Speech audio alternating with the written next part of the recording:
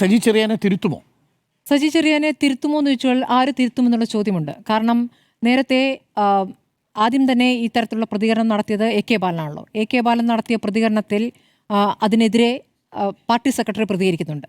പക്ഷേ മുഖ്യമന്ത്രി Pinarayi Vijayan A K ബാലനെ ചേർത്ത് പിടിക്കുന്ന പ്രതികരണമാണ് നടത്തിയത്. ഇപ്പോൾ സജി ചെറിയാൻ്റെ കാര്യത്തിലും ഇപ്പോൾ ഇന്ന് അദ്ദേഹം പ്രതികരിക്കാതെ പോവുകയാണ് ചെയ്തത്.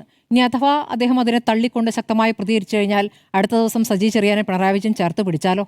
അപ്പോൾ ആര് തിരുത്തുമെന്നുള്ള ചോദ്യമുണ്ട്. തിരുത്താൻ സാധ്യതയില്ല. കാരണം ഇത് നേരത്തെ പറഞ്ഞതുപോലെ ഒരു തുടർച്ചയുണ്ട് ഇതിന് എന്നുള്ളതാണ്. കടകംപള്ളി സുരേന്ദ്രൻ പറഞ്ഞിട്ടുണ്ടല്ലോ, മലപ്പുറത്തിന് ഉള്ളടക്കം വർഗീയമാണെന്ന് പറഞ്ഞിട്ടില്ലേ? ഇനി പിണറായി വിജയൻ്റെ അഭിമുഖവുമായി ബന്ധപ്പെട്ട വിവാദം നമ്മുടെ മുന്നിലുണ്ട്. അതിനുശേഷം വെള്ളാപ്പള്ളി പറഞ്ഞ അവിടെ പോയി ശ്വാസമുട്ടൽ പ്രതികരണം നമ്മുടെ മുന്നിലുണ്ട്. അതിനുശേഷം എന്താണ് CPM എടുത്ത നിലപാടെന്ന് നമ്മുടെ മുന്നിൽ കണ്ടാണ്. അതിനുശേഷം വെള്ളാപ്പള്ളി പട്ടുപുതപ്പിക്കുകയും വെള്ളാപ്പള്ളിയെ കാറിൽ കയറ്റുകയൊക്കെ ചെയ്യുകയാണ് ചെയ്തത്.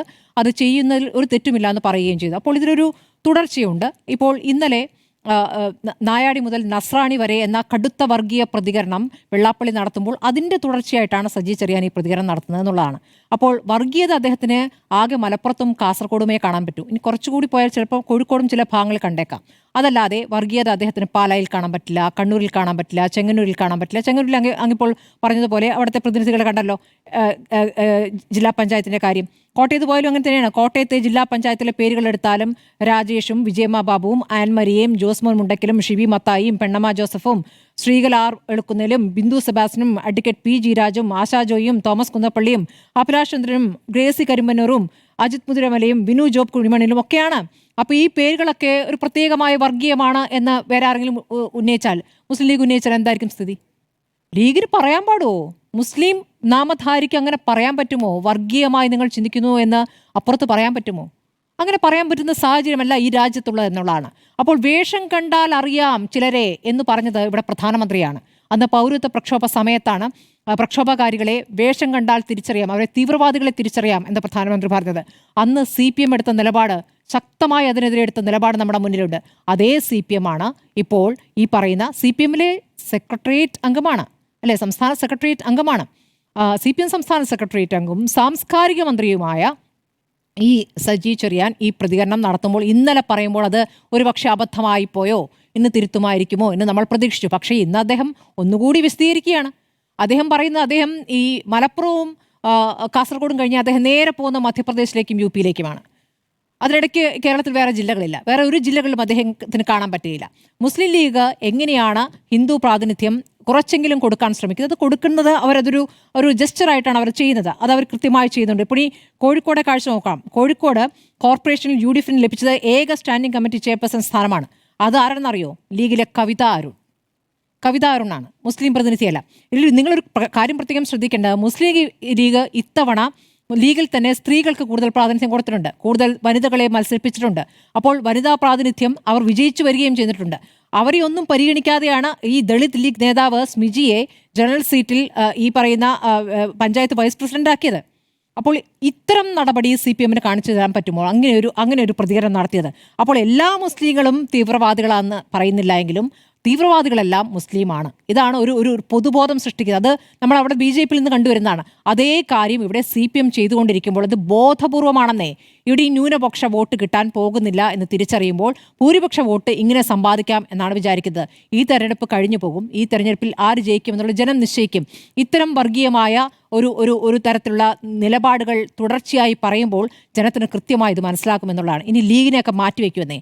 ഈ പ്രതികരണങ്ങളെ സാധാരണ മുസ്ലിം പൗരൻ അല്ലെങ്കിൽ കേരളത്തിലൊരു മുസ്ലിം നാമധാരി എങ്ങനെയാണ് അതിനെ കേൾക്കേണ്ടത്?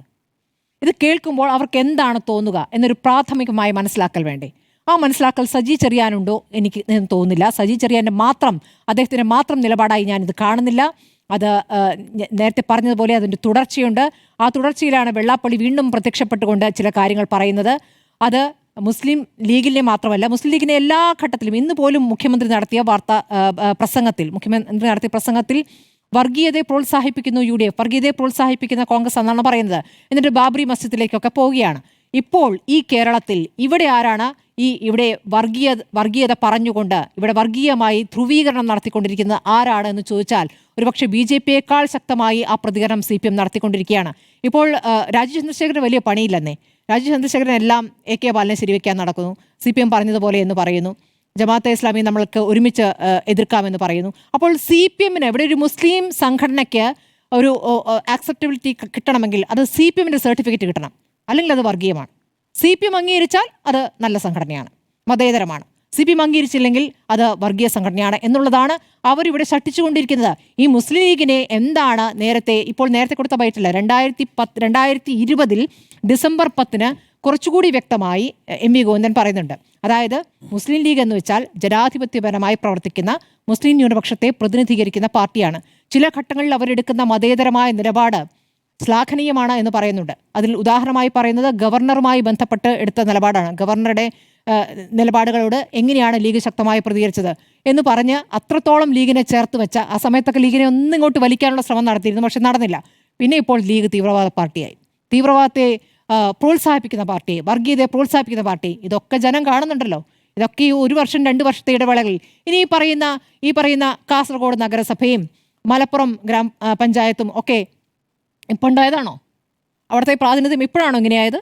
എത്ര വർഷങ്ങളായി? അവിടുത്തെ ഭൂരിപക്ഷം എത്രയാണോ അതിനനുസരിച്ചാണ് ഭൂരിപക്ഷം ആരാണോ ഉള്ളത് അവരനുസരിച്ചാണ് അതിൻ്റെ പ്രതിനിധികളുണ്ടാകുക, ജനപ്രതിനിധികളുണ്ടാകുക. അപ്പോൾ അത് ഒരു പുതിയ കാര്യമായി അവതരിപ്പിച്ചുകൊണ്ട് ഇവിടെയാകെ എന്തോ കുഴപ്പമാണ് എന്ന് ഇങ്ങനെ പറഞ്ഞുകൊണ്ട് എന്നിട്ട് പറയുകയാണ് ഭൂരിപക്ഷ വർഗീയതയ്ക്കെതിരെ ന്യൂനപക്ഷ വർഗീയത കൊണ്ടല്ല അറ്റാക്ക് ചെയ്യേണ്ടതെന്ന്. ഇവിടെ ന്യൂനപക്ഷ വർഗീയത എവിടെയാന്നേ? ഇവിടെ കാണിച്ചു തരുന്നേ. ജമാഅത്ത് ഇവിടെ എന്താണ് ചെയ്യുന്നത്? ജമാഅത്ത് അവരവർ പ്രവർത്തിച്ചു പോയിക്കോട്ടെ. ജമാഅത്തെ ഇസ്ലാമി ഇവിടെ പറഞ്ഞ ഒരു വർഗീയ പ്രസ്താവന അങ്ങ് ചൂണ്ടിക്കാണിക്കൂ ഒരു വർഗീയ പ്രസ്താവന എന്താണ് പറയുന്നത്? മതരാഷ്ട്രവാദം അവരില്ല എന്ന് പറഞ്ഞു. ഉത്തരവാദപ്പെട്ട ഈ പറയുന്ന ഉത്തരവാദപ്പെട്ട എന്താണ് ഇമാം സംസാരിച്ച ഷൂറ അംഗം പറഞ്ഞ മതരാഷ്ട്രവാദത്തിന് വേണ്ടി, ശരി മതരാഷ്ട്രവാദം അവരുടെ വിശ്വാസമാണെന്ന് വിചാരിക്കട്ടെ, അവരിവിടെ മതരാഷ്ട്രവാദത്തിന് വേണ്ടി നടത്തുന്ന പ്രവർത്തനം അങ്ങനെ ചൂണ്ടിക്കാണിക്കാം.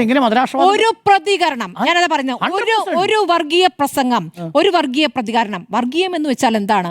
വർഗീയം എന്ന് വെച്ചാൽ അപരമത വിദ്വേഷമാണ്. അങ്ങനെ അപരമത വിദ്വേഷം പറയുന്ന ഒരു പ്രതികരണം, ഒരു പ്രസംഗം ചൂണ്ടിക്കാണിക്കൂ. അവർക്കിവിടെ നിൽക്കാൻ പറ്റില്ലെന്നേ, അങ്ങനെ ഒരു പ്രതികരണം ചൂണ്ടിക്കാണിക്കുന്നേ. നിലപാട് ഇവിടെ പറയാത്തവരെ, ഇവിടെ നിങ്ങൾ കാണാത്തവരെ തിരഞ്ഞുപിടിച്ച് നിങ്ങളുടെ കണ്ണുകൊണ്ട് കാണാൻ ശ്രമിക്കുന്നു. ഇനി ഈ പറയുന്ന ഷൂറ അംഗം പറഞ്ഞു എന്നിരിക്കട്ടെ. ഈ ഷൂറ അംഗം പറയുന്നതിന് മുമ്പ് 10-42 കൊല്ലം ഇവരുടെ പിന്തുണ സ്വീകരിച്ചല്ലോ. എത്ര കാലം പിന്തുണ വോട്ട് സ്വീകരിച്ചു? ഞാൻ പറഞ്ഞു പൂർത്തിയാക്കട്ടെ.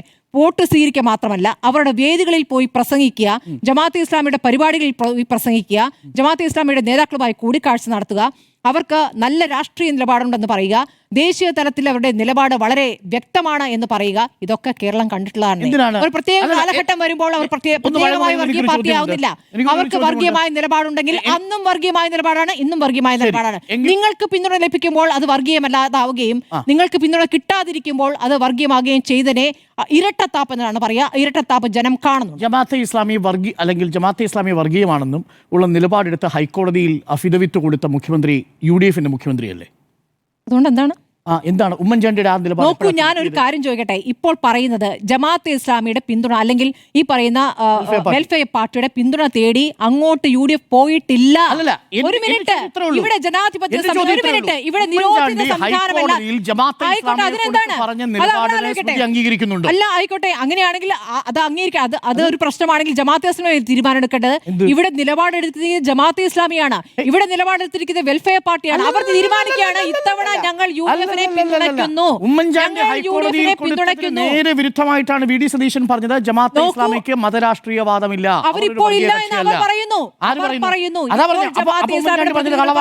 ഉമ്മൻചാണ്ടി പറഞ്ഞത് കളവാണോ? ഈ ജമാഅത്തെ ഇസ്ലാമിയുടെ വാർത്താ സമ്മേളനമൊക്കെ കണ്ടില്ലേ? ഒരു പ്രത്യേകം കണ്ടില്ലേ? ഹൈക്കോടതിയിൽ ജമാഅത്തെ ഇസ്ലാമിയെ കുറിച്ച് പറഞ്ഞ നിലപാടിനോട് സ്മൃതി യോജിക്കുന്നു. അല്ലേ, എന്റെ നിലപാട് എന്ന് പറഞ്ഞാൽ ഇപ്പോൾ അവർ വർഗീയവാദം പറയുന്നില്ല. ഉമ്മൻചാണ്ടി പറഞ്ഞത് തെറ്റാണ്. ഉമ്മൻചാണ്ടി അപ്പൊ പറഞ്ഞിട്ടുണ്ടെങ്കിൽ ആ സമയത്ത് ചെയ്തിട്ടുണ്ടെങ്കിൽ അങ്ങനെ ആയിരിക്കാം, അന്ന് കണ്ടത് അങ്ങനെ ആയിരിക്കാം. ഇപ്പോഴത്തെ കാര്യം അതിനുശേഷം പിന്നെന്താണ് മാറിയിരിക്കുന്നത് ജമാഅത്തെ ഇസ്ലാമി? ആയിക്കോട്ടെ, അത് തെറ്റാണെങ്കിൽ തെറ്റാവട്ടെ. അദ്ദേഹം എടുത്ത നിലപാടാണ്, ഉമ്മൻചാണ്ടി എടുത്ത നിലപാടാണ്. അല്ല, ആ സമയത്ത് ആരെയാണ് പിന്തുണച്ചിരുന്നത്? അല്ല, ജമാഅത്തെ ഇസ്ലാമി ആ സമയത്ത് ആരെയാണ് പിന്തുണച്ചത്? UDF തന്നെയാണ്. UDF പിന്തുണച്ചിട്ടില്ല. ആ സമയത്ത് ഇടവേളയിൽ വന്നു. ആ സമയം ആകുമ്പോഴേക്ക് രണ്ടുപേരും തെറ്റി. തെറ്റി. എങ്ങനെയാണ് ഗെയിൽ വിവാദം ഉണ്ടാവുന്നത്?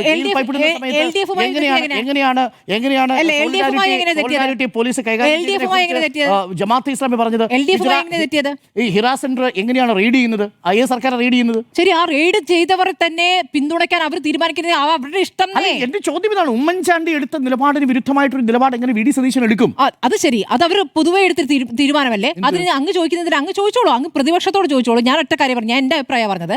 ഞാൻ ഒറ്റ കാര്യം പറയുന്നത്, ജമാഅത്തെ ഇസ്ലാമി നിലവിലൊരു വലിയ വർഗീയ സംവിധാനമായി ഇവിടെ പ്രവർത്തിക്കുന്നില്ല. അങ്ങനെ ഒരു ആശങ്കപ്പെടേണ്ട സാഹചര്യം യഥാർത്ഥത്തിൽ കേരളത്തിലില്ല. അങ്ങനെ ഒരു പ്രതീതി സൃഷ്ടിച്ചുകൊണ്ട് ജമാഅത്തെ ഇസ്ലാമി എടുത്തുകൊണ്ട് അത് ലീഗിനെ കൊണ്ടുവയ്ക്കുന്നു, ലീഗിന്റെ അടുത്തേക്ക് കൊണ്ടുവയ്ക്കുന്നു. എന്നിട്ട് ലീഗിനെ തന്നെ പറയുകയാണ് വർഗീയ പാർട്ടിയെന്ന്. ലീഗിനെ വർഗീയ പാർട്ടി എന്ന് പറയുന്നത് ജമാഅത്തെ ഇസ്ലാമി എന്ന് വെച്ചാൽ ലീഗാണ് എന്ന മട്ടിൽ അവതരിപ്പിക്കുന്നു. അതിനെ അങ്ങനെ വലുതാക്കി കാണിച്ചുകൊണ്ട് നാഴികയ്ക്ക് 40 വട്ടം കേരളം ആകെ ജമാഅത്തെ ഇസ്ലാമിയാണെന്ന ഭീതി സൃഷ്ടിക്കാനുള്ള ശ്രമമാണ് ഇവിടെ നടത്തിക്കൊണ്ടിരിക്കുന്നത്.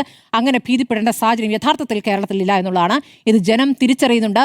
നിങ്ങളെ പിന്തുണച്ചതാണ്, നിങ്ങൾ പോയി കണ്ടതാണ്, നിങ്ങൾ അവരുടെ വേദികളിൽ പങ്കെടുത്തതാണ്, പ്രസംഗിച്ചതാണ്. പ്രശ്നം അതേക്കുറിച്ച് അങ്ങ് പറയുന്നത്, അതേക്കുറിച്ച് അങ്ങൊന്ന് പറയൂ. ഗോവിന്ദൻ പോയി ജമാഅത്തെ ഇസ്ലാമിയുടെ പരിപാടി മാത്രമല്ലല്ലോ ഈ പറയുന്ന എല്ലാവരും മീഡിയ വണ്ണിന്റെ ആണെങ്കിലും ശരി, മാധ്യമത്തിന്റെ ആണെങ്കിലും ശരി, ജമാഅത്തെ ഇസ്ലാമിയുടെ വെൽഫെയർ പാർട്ടി സംഘടിപ്പിച്ച ഈ മനുഷ്യാവകാശവുമായി ബന്ധപ്പെട്ട പല പരിപാടികളിൽ വ്യത്യസ്ത പാർട്ടികൾ പങ്കെടുത്തിട്ടുണ്ട്. വ്യത്യസ്ത പാർട്ടികൾ ആണ് ജമാഅത്തെ ഇസ്ലാമിയുടെ ആദ്യത്തെ പ്രധാന രാഷ്ട്രീയ മിനിറ്റ്. ഞാൻ ഒറ്റ മിനിറ്റ്, അങ്ങ് ഒരു കാര്യം ചോദിക്കുമ്പോൾ അങ്ങ് വേഗം അങ്ങിപ്പോൾ ഉമ്മൻചാണ്ടിയുടെ കാര്യം ചോദിച്ച പോലെയാണ് ഞാൻ അങ്ങോട്ട് ചോദിക്കുന്നത്. പിന്തുണ കുറെ വർഷം സ്വീകരിച്ചു, പരിപാടികളിൽ പങ്കെടുത്തു, ഐക്യപ്പെട്ടുള്ള പ്രസ്താവനകൾ നടത്തി, വാർത്തകളിൽ തന്നെ വന്നിട്ടുള്ളതാണ്. പിന്നെ ആ പിന്തുണയെക്കുറിച്ച് പാർട്ടി മുഖപത്രത്തിൽ തന്നെ ലേഖനം എഴുതിയിട്ടുണ്ട്. ഇതൊക്കെ ചെയ്ത് കഴിഞ്ഞിട്ട് ഇപ്പോൾ പറഞ്ഞ അതിന്റെ അഭിപ്രായം വെൽഫെയർ പാർട്ടിയെ ഒരു സമയത്തും LDF പാർട്ടി പരസ്യമായ പിന്തുണ നൽകിയിട്ടില്ല. ജമാഅത്തെ ഇസ്ലാമി വർഗീയ കക്ഷിയല്ല എന്നൊരു നിലപാട് പാർട്ടി ഔദ്യോഗികമായിട്ട് എടുത്തിട്ടില്ല. വി ഡി സതീശൻ പറഞ്ഞതുപോലെ ജമാഅത്തെ ഇസ്ലാമിയുടെ കാര്യം, വെൽഫെയർ പാർട്ടിയുടെ കാര്യമല്ല. ജമാഅത്തെ ഇസ്ലാമി വർഗീയ കക്ഷി അല്ല എന്ന നിലപാട് എടുത്തിട്ടില്ല. വർഗീയമായി തന്നെ അഭിപ്രായം പറയുന്ന പാർട്ടിയാണെന്നുള്ളതാണ്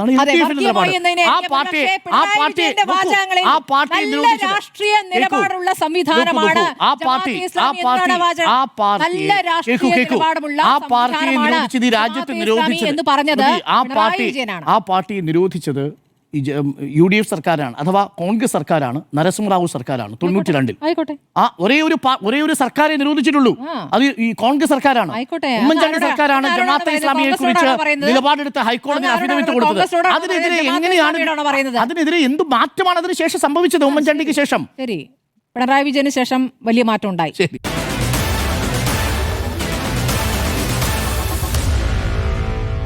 Meet the editors.